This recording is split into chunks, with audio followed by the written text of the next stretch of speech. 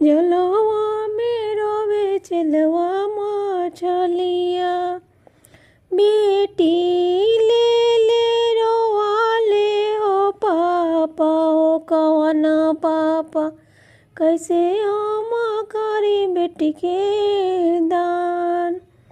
बेटी रोवाले पापा हो कवन पापा, कैसे हम करी बेटी के दान। जैसे में पापा हो तिलक चढ़वला, ओ साई में कर पापा दान।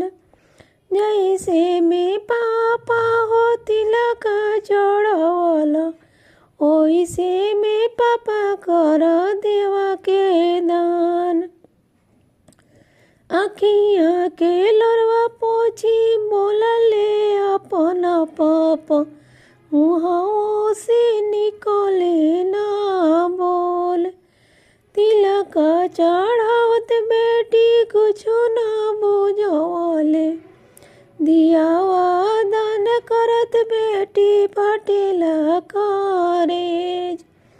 तिलक चढ़ावत बेटी कुछु ना बुझैले, दियावा दान करत बेटी फटेला करेज।